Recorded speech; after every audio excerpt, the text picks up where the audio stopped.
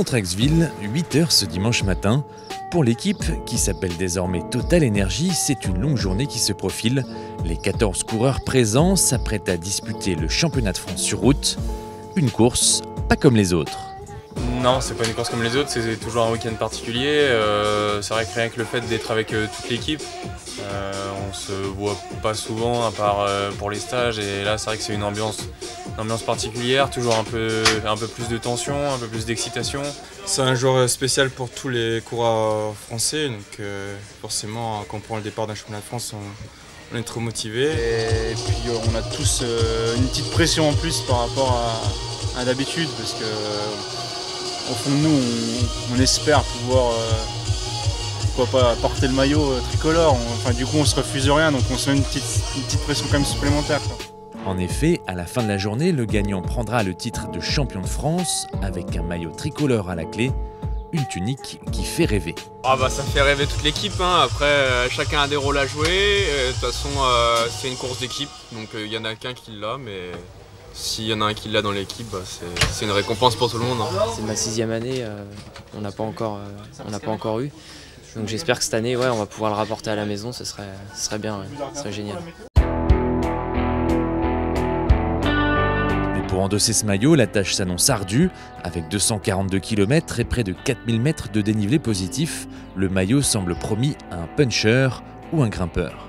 Ouais, après il faudra voir la course, comment elle se déroule, puisque c'est quand même en ville, il risque d'y avoir des orages, donc on verra, mais on a une bonne équipe pour ce genre de profil aussi, donc il y a de quoi faire.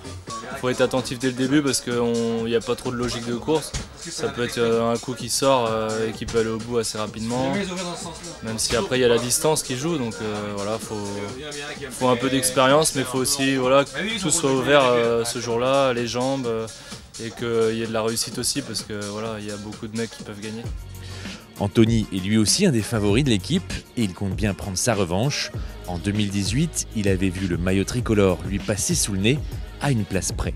En 2018, je termine 2e au sprint, donc voilà, j'ai pu jouer le maillot, donc déjà c'est pas des choses évidentes en championnat. Après les autres années c'est pareil, hein, je 10e, je termine tout le temps dans le top 15, ça prouve que je suis là. Après c'est comment fonctionne la course, et puis il y a beaucoup de choses qui rentrent en jeu, donc il faut être au plus proche de la victoire pour la fin de course.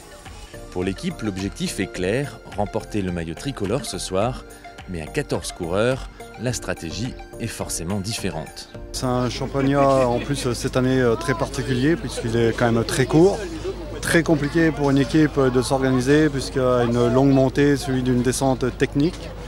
Et tout un passage en ville assez technique avec tout ce qu'on peut rencontrer, les dodanes, les ronds-points, les virages. Et je pense qu'on va assister à un championnat très très dur. Et il y aura très peu de coureurs à l'arrivée. Si l'équipe s'appelle désormais le Team Total Energy, aujourd'hui les coureurs endossent pour la dernière fois leur maillot rouge, blanc et bleu avec une pointe de nostalgie. C'est la dernière course, j'ai eu le jaune et noir. Avec Direct Energy, j'ai eu le bleu, blanc, rouge avec Total Direct Energy, et maintenant on va passer à Total Energy. Donc voilà, c'est une page qui se tourne et pour en écrire une nouvelle.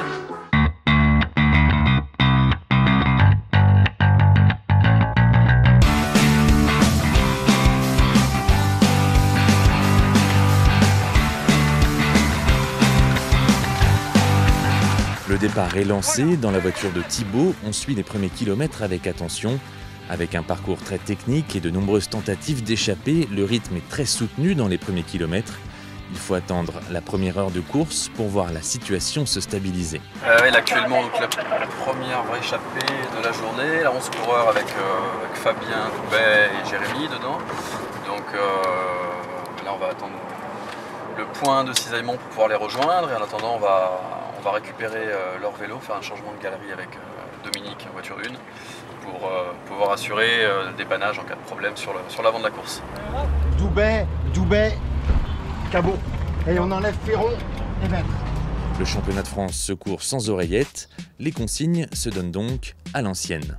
Vous, franchement, vous passez votre petit bout tranquille. Pour l'instant, la situation, ça nous va bien comme ça. Vous passez votre petit bout, soyez bien attentifs à qui a l'air bien, pas bien aussi dans le groupe là. Soyez bien attentifs à Cavagna, comment ils sont les mecs là. Pour leur donner de l'info là-dessus. Pas les deux meilleures cartes de l'échappée. Non, mais vous, franchement, passez votre petit bout de vélo, on n'en rajoute pas plus. Hein. Ok, je reviendrai voir plus tard.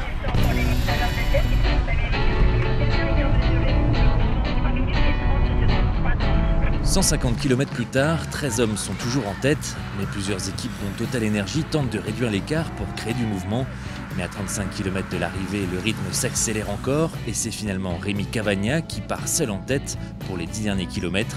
Il s'impose à Épinal et devient champion de France 2021. Jérémy Cabot, lui, réalise une très belle course puisqu'il termine 5e. Chapeau Cabot. C'est une super perf, mais le vélo, il n'y a pas 10 000 occasions et